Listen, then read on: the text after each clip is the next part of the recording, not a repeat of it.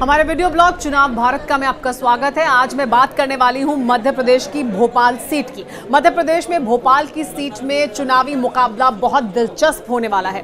यहां से पहले ही दिग्विजय सिंह चुनाव लड़ रहे हैं, चुनावी मैदान में है कांग्रेस पार्टी की तरफ से। कांग्रेस पार्टी के वरिष्ठ नेता हैं, महासचिव हैं और 2003 तक मध्य प्रदेश के मुख्यमंत्री रह चुके हैं। 10 साल तक मुख्यमंत्री थे और उसके बाद उन्होंने कसम खाई थी कि 10 साल तक वो किसी चुनावी पद पर नहीं रहेंगे, चुनावी मैदान में नहीं आएंगे, चुनाव नहीं लड़ेंगे और किसी पद पर नहीं रहेंगे।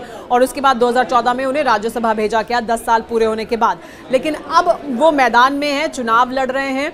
लेकिन क्यों भोपाल से चुनाव लड़ रहे हैं वो भी दिलचस्प है। शिवराज सिंह चौहान जो पूर्व मुख्यमंत्री हैं मध्य प्रदेश के, उन्होंने ये कहा था कि कांग्रेस पार्टी के नेता जो मुश्किल सीटें हैं, जहां पर टक्कर बहुत मुश्किल है, वहां पर चुनाव लड़ना नहीं चाहते हैं। इस वजह से दिग्विजय सिंह ने उस चुनौती को स्वीकार किया और कहा कि वो भोपाल से चुनाव लड़ेंगे। भोपाल बीजेपी का गढ़ माना जाता है। बीजेपी के उम्मीदवार जो 2014 में यहाँ जीते थे, उन्हें लगभग 7.25 लाख वोट मिले थे और कांग्रेस पार्टी के उम्मीदवार को 3.25 लाख वोट ही हासिल हुए थे। तो ये गढ़ है बीजेपी का। यहाँ से दिग्विजय सिंह चुनावी मैदान में है। अब दिग्विजय सिंह के सामने ऐसी अटकलें सामने आ रही हैं, ऐसी खबरें सामने आ रही हैं कि साध्वी प्रज्ञा उनको टक्कर दे सकती हैं, बीजेपी की उम्मीदवार हो सकती हैं। साध्वी प्रज्ञा ने बीजेपी में वो शामिल हो गई हैं और उसके बाद उन्होंने पूर्व मुख्यमंत्री मध्य प्रदेश के शिवराज सिंह चौहान और बीजेपी के बाकी वरिष्ठ नेताओं से मुलाकात की है और ऐसा समझा जा रहा है कि वो दिग्विजय सिंह के सामने खड़ी होंगी और ये लड़ाई बहुत दिलचस्प हो जाएगी।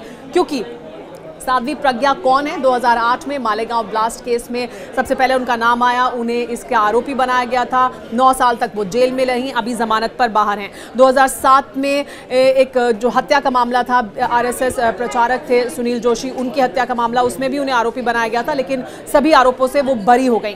लेकिन जब वो 9 साल तक जेल में रहने के बाद बाहर आई तो उन्होंने कहा था कि तब के तत्कालीन जो गृह मंत्री थे पी चिदम्बरम, उन्होंने भगवा आतंकवाद का मुद्दा सामने रखा और राजनीतिक साजिश के तहत राजनीतिक फायदा उठाने के लिए इस मुद्दे को आगे बढ़ाया और इसका शिकार हुई साध्वी प्रज्ञा, ये उनका कहना था। दिग्विजय सिंह कांग्रेस पार्टी के कैसे नेता हैं जो यूपीए कार्यकाल के दौरान भगवा आतंकवाद के मुद्दे को उन्होंने उठाया था, उस पर बयान दिए थे और 26/11 के हमले को लेकर भी एक किताब छापी गई थी, उस किताब का विमोचन किया था जो काफ़ी विवादित रही थी।